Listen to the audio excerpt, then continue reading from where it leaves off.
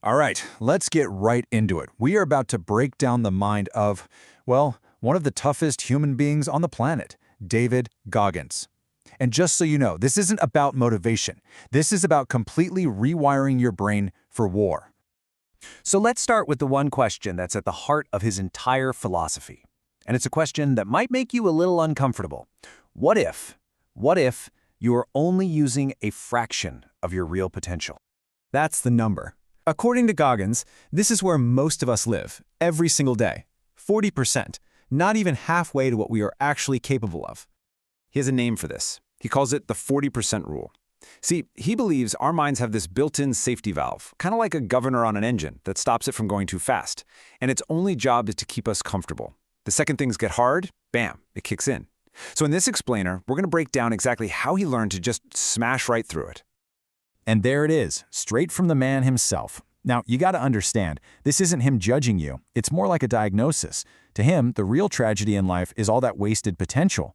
But seriously, where does a mindset like this even come from? Well, to get the man, you really have to understand the hell that made him. See, his toughness wasn't some gift he was born with. No, it was scar tissue, built over layers and layers of unimaginable pain. On the outside, his childhood in Williamsville, New York, it looked perfect, like the American dream. I mean, big house, nice cars. His family lived on a street literally called Paradise Road. But what was happening inside that house was a living nightmare of constant, brutal abuse from his own father. After he and his mother finally escaped, things didn't get easier. They fled to rural Indiana, where he was the only black kid in his school, facing racism every single day. On top of that, he was struggling with a severe learning disability, toxic stress, and a stutter so bad he could barely even speak in class. I mean, the world was basically screaming at him that he was destined to be a failure. But then came a decision that changed absolutely everything. He decided to stop running from his past. And instead, he turned around and ran directly towards the hardest thing he could possibly find: becoming a Navy SEAL.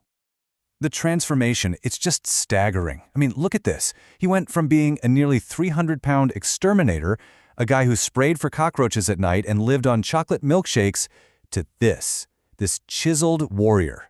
He lost over 100 pounds in less than 3 months just to qualify for the training.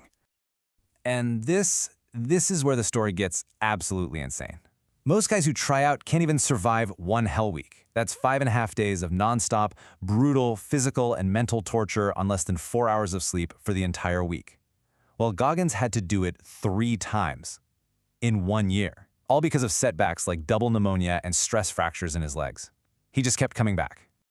So coming out of that fire, he didn't just emerge tougher. He came out with a specific, tactical toolkit for his mind, a set of weapons he still uses to this day to win that war against himself. Okay, so his first tool is something he calls the calloused mind. Basically, instead of trying to forget all the horrible things that happened to him, he does the opposite. He pulls those memories forward on purpose. The abuse, the racism, the failures, not so he can feel like a victim, but so he can harness the raw energy of that pain. He's literally using the worst moments of his life as high-octane fuel for the moments he wants to quit. And this quote says it all, right? He completely reframed his trauma into his greatest strength. The abuse wasn't the thing that broke him, it was the very thing that sharpened him. All right, tool number 2 is the cookie jar. Think of it like a mental trophy case. When your brain is screaming at you, telling you that you can't go on, you need proof that it's wrong. So he mentally reaches into this cookie jar and pulls out a memory of a past victory, anytime he pushed through pain and won. It's a way of reminding himself, hey, we've been here before, we've been in hell, and we found a way out. And what's great is that these cookies, they don't have to be these huge, epic wins.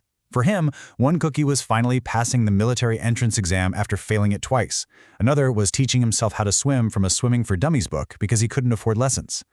Each one is a little piece of evidence, a log entry of his own resilience that just says, keep going. Look, this isn't about positive thinking or affirmations. It's about proof. Cold, hard proof. Just look at this page from his actual training log. 718 miles on a bike 1 week, 778 the next. This is the ugly, relentless, boring work that actually builds those calluses and fills that cookie jar. And that really brings us to the core of his entire philosophy. For David Goggins, there is no finish line. There's no "I've made it." The war, well, it never, ever ends. See, for him, it's not about winning a race or getting a medal. It's about the daily process of putting yourself in uncomfortable situations, of actively looking for things that suck. Why? Because that's the only way to stay hard. In his world, comfort makes you soft. Period. He really believes that what you did yesterday is totally irrelevant. Your past glory means nothing. The question is, what did you do today to earn your spot? Greatness isn't a permanent state. It requires constant, daily work. And you know, that's really what it all boils down to. It's not about competing against other people. The only opponent that actually matters is that voice inside your own head. The one telling you to quit, the one telling you you've done enough. That's the real enemy. And that's the fight, every single day. And so we end up right back where we started, with the question that launched his whole journey.